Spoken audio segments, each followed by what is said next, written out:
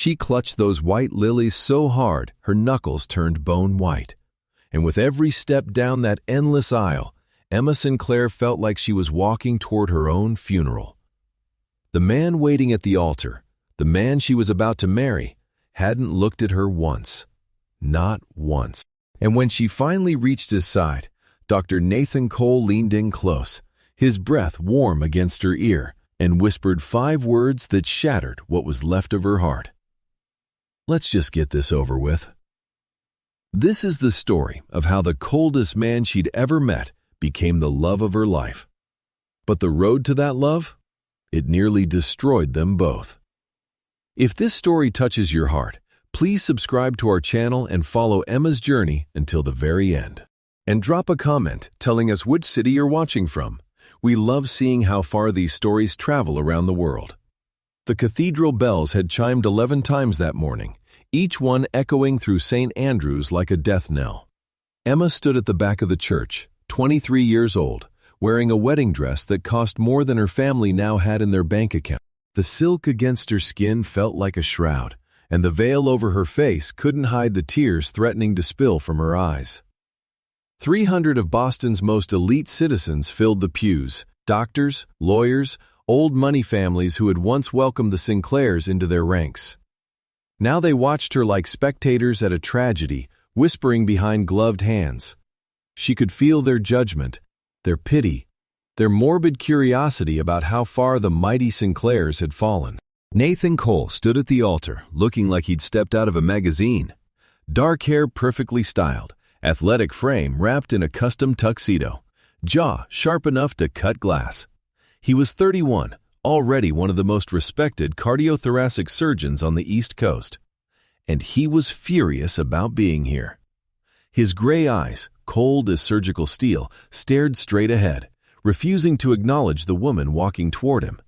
But Emma noticed something else, something no one else seemed to see. His left hand, hidden at his side, was trembling. When the priest asked if he would take this woman to be his wife, Nathan's voice was flat, clinical, like he was reading a diagnosis to a patient he'd already given up on. "I do." 2 words, no emotion, no meaning. The kiss was worse, a brief, cold press of lips that felt more like a business transaction than a declaration of love. Emma had dreamed of her wedding day since she was a little girl, imagined someone looking at her like she was the most precious thing in the world. Instead, she stood beside a man who wouldn't even meet her eyes, performing for an audience who knew exactly what this marriage really was. In the back of the church, Dr. Richard Cole, Nathan's father, beamed like he'd just won the lottery. And in a way, he had. This wedding wasn't about love. It was about one thing only, her mother's life. The limousine ride to the reception destroyed whatever hope Emma had been holding on to. Nathan ripped at his bow tie the moment the door closed, his jaw tight enough to shatter teeth. He pulled out his phone, staring at something on the screen, a photo, Emma thought, before shoving it back into his pocket. His eyes, when he finally looked up, were haunted. "The reception," Emma started, her voice small. "We should probably—" 3 hours, he cut her off, the words sharp as broken glass. "We show up. We shake hands. We cut the cake. We dance exactly once for the photographers. After that, you can do whatever you want. I have a surgery at 6 a.m. Something sparked in Emma's chest, a tiny flame of defiance. "It's our wedding day." Nathan turned to look at her then, and what she saw made her blood run cold. It wasn't just anger, it was grief. Raw, bleeding grief that he was trying desperately to hide behind walls of ice. "This is not our wedding day, Mrs. Cole." His voice dropped to a venomous whisper. "This is the day my father used your dying mother as a bargaining chip to buy your family's name. Nothing more, nothing less." The words hit her like a physical blow. But before she could respond, his phone buzzed. He glanced at it, and for just a moment, his mask slipped. Pain. Pure, devastating pain flashed across his face before he shut it down. Who was texting him? And why did it hurt him so much to see it? Emma turned away, blinking back tears, watching the city blur past the window. Somewhere across town, her mother Grace was in a hospital bed, breathing through machines, her heart barely holding on. Every breath she took was paid for by this hollow, loveless sham of a marriage. Emma had traded her future for her mother's life. The diamond on her finger, 2 carats, flawless, felt like a shackle. And sitting beside this cold, beautiful stranger who was now legally her husband, she understood with devastating clarity that she had just signed up for a life sentence. But life sentences, as Emma would soon discover, have a way of becoming something else entirely. 3 years earlier, things had been different. The Sinclair mansion had been the crown jewel of Boston's Beacon Hill, a stunning brownstone that had been in their family for 4 generations. Emma had grown up surrounded by crystal chandeliers, antique furniture, and the quiet confidence that comes from old money. Her father had been a pharmaceutical executive, her mother a beloved socialite known for her charity work. And then it all came crashing down. Emma was 21 when she stood in her father's study, watching strangers in polo shirts catalog their lives for auction. Her father had vanished, again, leaving behind nothing but empty whiskey bottles, gambling debts, and the wreckage of everything their family had built. The pharmaceutical company? Sold. The investments? Gone. Even Emma's college fund had been sacrificed at the altar of his addiction. The bank requires the house to be vacated by the end of the month, the appraiser said, not unkindly. 4 days. They had 4 days to leave the only home Emma had ever known. That night, while Emma helped her mother sort through photo albums, one of the few possessions they were allowed to keep, Grace collapsed. The heart attack was massive. Months of stress, of skipping meals to hide how bad things had gotten, of carrying the weight of her husband's destruction. It had all caught up with her. The doctors at Boston Medical were blunt. She needed surgery, ongoing care, round-the-clock treatment. The estimated costs made Emma's head spin. Even with their dwindling insurance, the out-of-pocket expenses were a mountain she could never climb. That's when Dr. Richard Cole appeared. He strode down the hospital corridor like a savior in a $5,000 suit, his silver hair perfectly styled, his smile warm and reassuring. "Emma, my dear, I came as soon as I heard about Grace."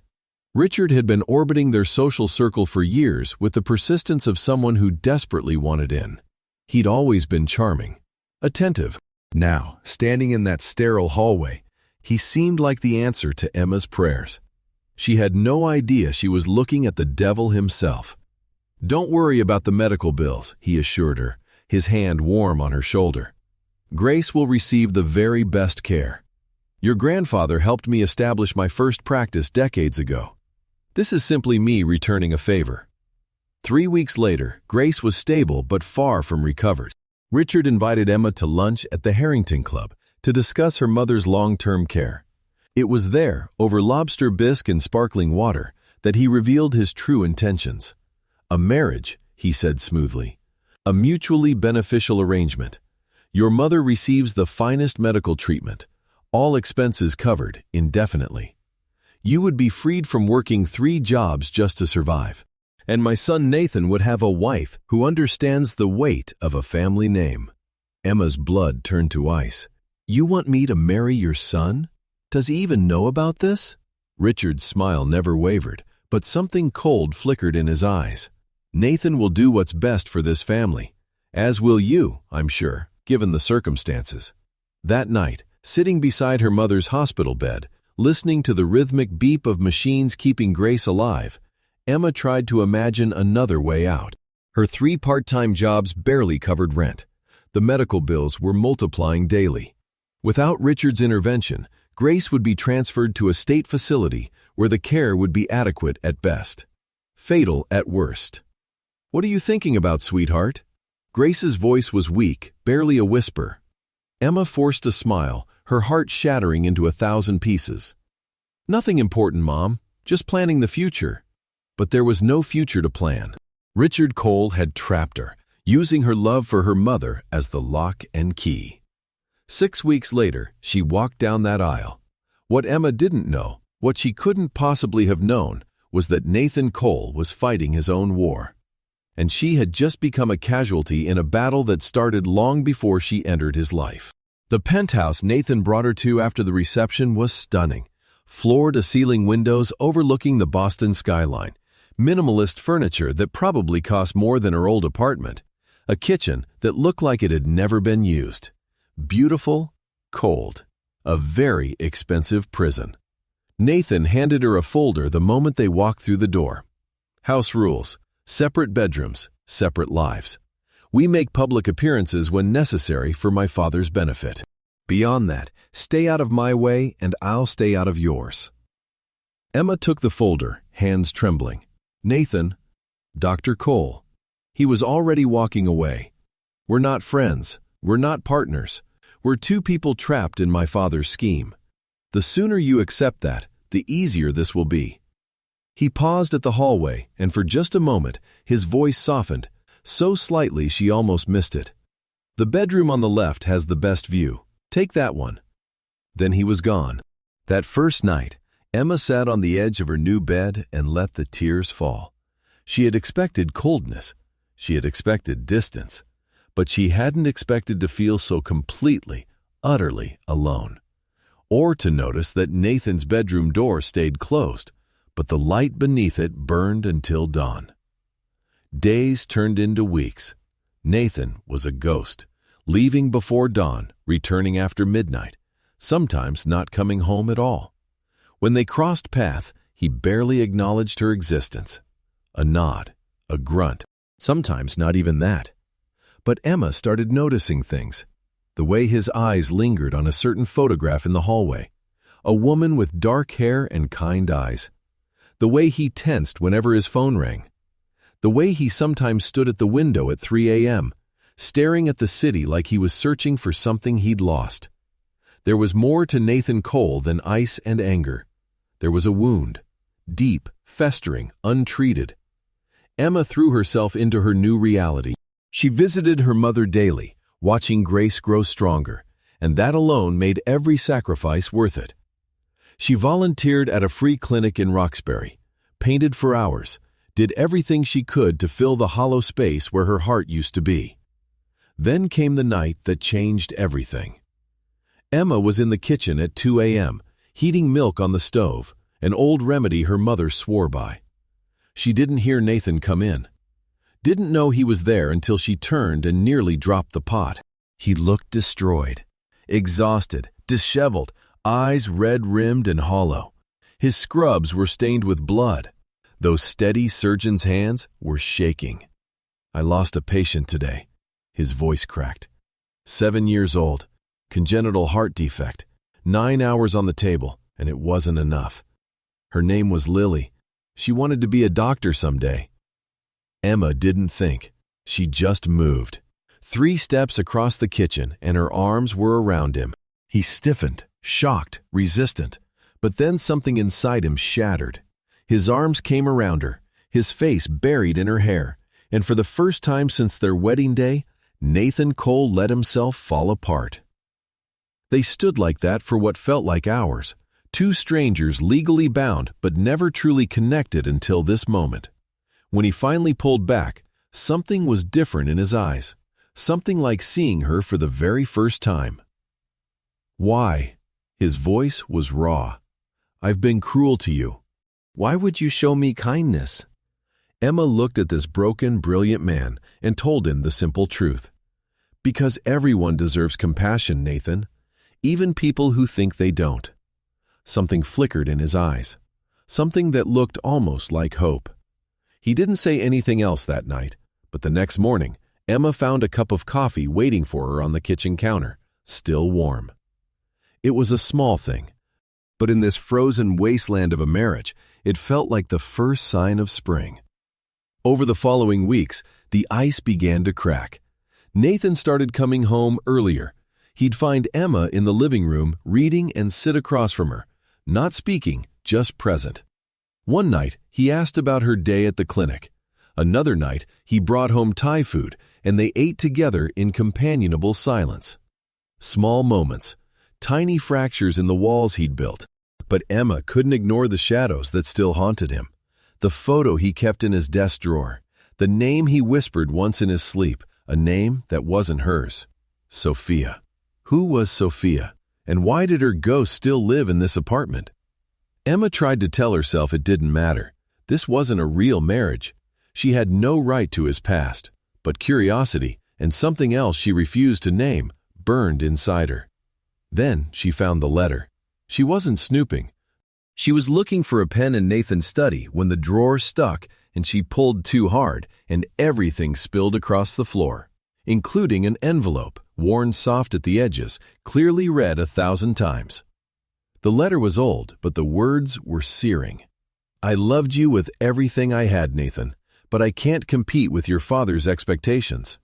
Please don't contact me again. S. The photograph showed Nathan with his arm around a beautiful brunette, both laughing with joy Emma had never seen from him. On the back, N and S, forever. That night, when Nathan came home, Emma was waiting. Who is Sophia? The color drained from his face.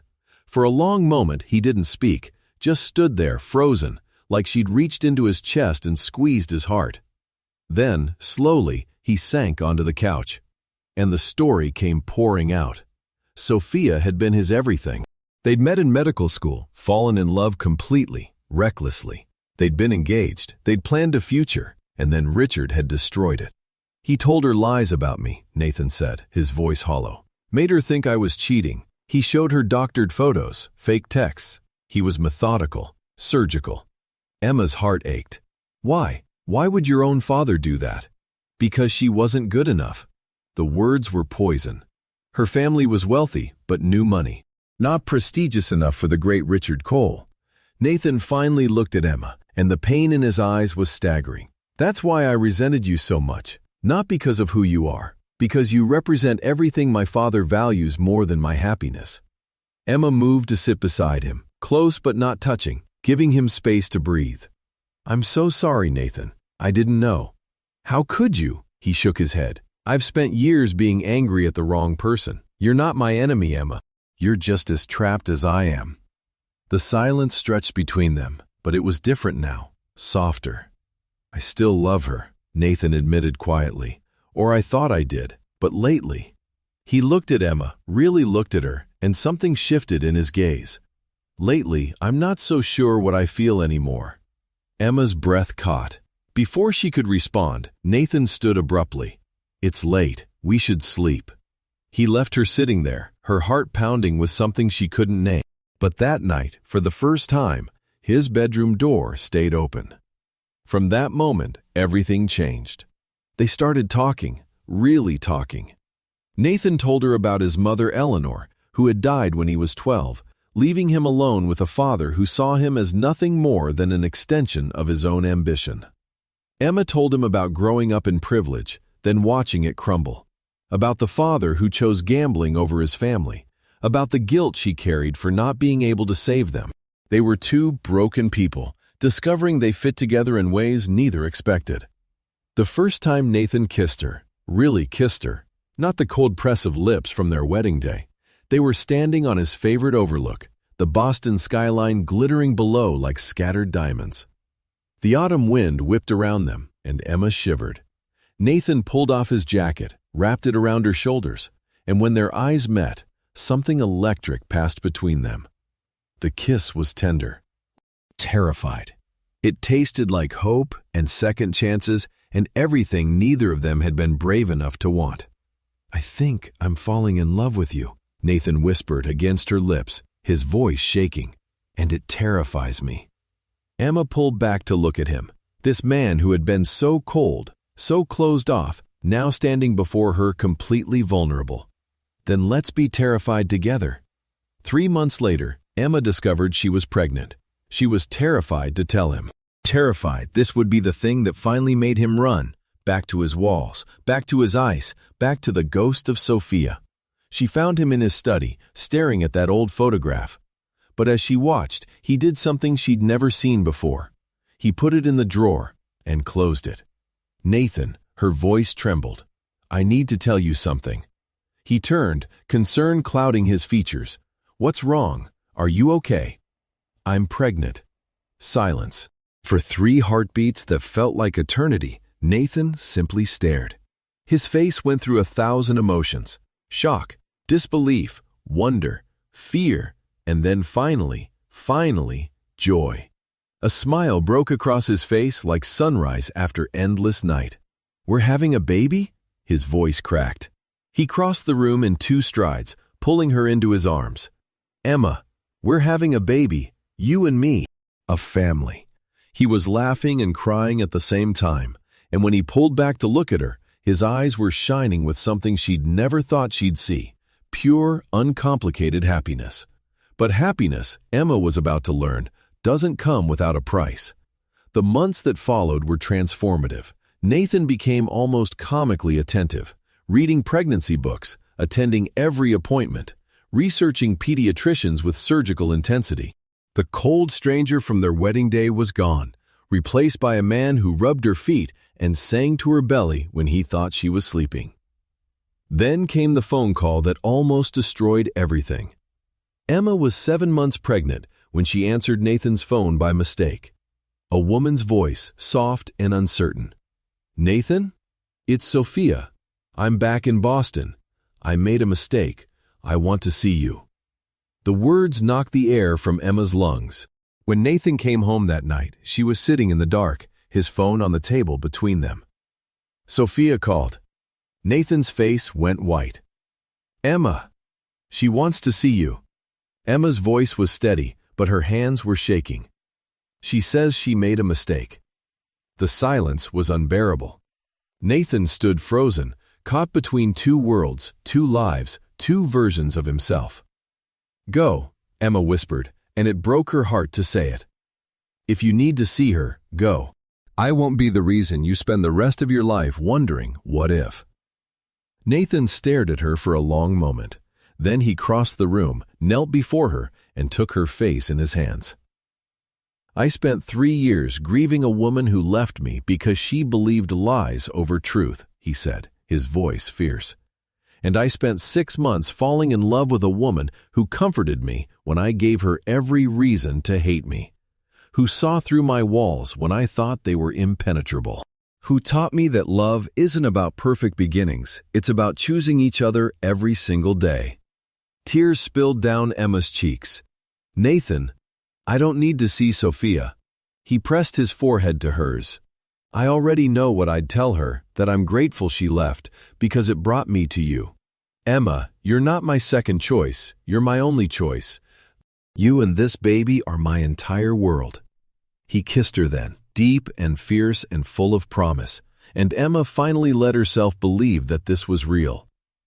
2 weeks later, Richard Cole arrived at their penthouse. He looked like he'd aged a decade. The sharp, predatory confidence was gone, replaced by something Emma had never seen in him: genuine regret. "I came to apologize," he said, his voice rough, "for everything, for manipulating you both, for using your mother's illness as leverage, Emma, for destroying Nathan's relationship with Sophia." He paused, struggling.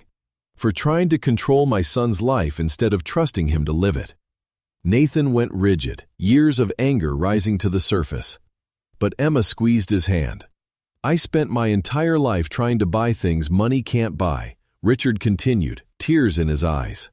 "Respect, acceptance, and in the process, I nearly destroyed my only son." He looked at Nathan. "You deserved better. You both did." The silence stretched, heavy with decades of pain. "Why now?" Nathan asked. "Because I've seen the way you look at each other." Richard's gaze moved to Emma's rounded belly. "I've seen the love you've built in spite of me, and I realized I was about to lose the chance to know my grandchild because of my own foolish pride." Emma found herself speaking. "What you did was wrong, manipulative, cruel." She took a breath. "But it also gave us to each other, and I choose to believe that something beautiful can grow from broken soil." Nathan stared at her, then turned to his father. "Dad." The word felt foreign on his tongue. "You never taught me about forgiveness. Emma did, and because of her, I'm willing to try." Richard broke down, shoulders shaking with quiet sobs. It wasn't perfect. It wasn't complete. But it was a beginning. 6 months later, Emma lay in a delivery room, her hand crushing Nathan's as another contraction tore through her body. "You're doing amazing," Nathan murmured. his surgeon's composure completely shattered, tears streaming down his face. One more. Just one more. And then a cry pierced the air, small and furious, and the most beautiful sound either of them had ever heard. "It's a girl," the doctor announced, placing the tiny infant on Emma's chest. Nathan reached out with trembling hands to trace his daughter's tiny nose, her perfect miniature fingers, the dark fuzz of hair just like her mother's. "She's perfect," he whispered, voice breaking. "You're both perfect." "Eleanor," he said suddenly, looking at Emma with pleading eyes. "Can we name her Eleanor, after my mother?" Fresh tears spilled down Emma's cheeks. Eleanor Grace Cole. It's perfect. In the weeks that followed, their pristine penthouse transformed into beautiful chaos. Diapers everywhere, soft blankets on every surface, Eleanor's cries at 3 a.m. Nathan, the brilliant surgeon who once operated with cold precision, now stumbled through darkness singing off-key lullabies. Grace was a constant, radiant presence. "I never thought I'd see this day," she confessed, holding her sleeping granddaughter. "After losing everything, I thought my life was over." "It wasn't over, Mom," Emma said softly.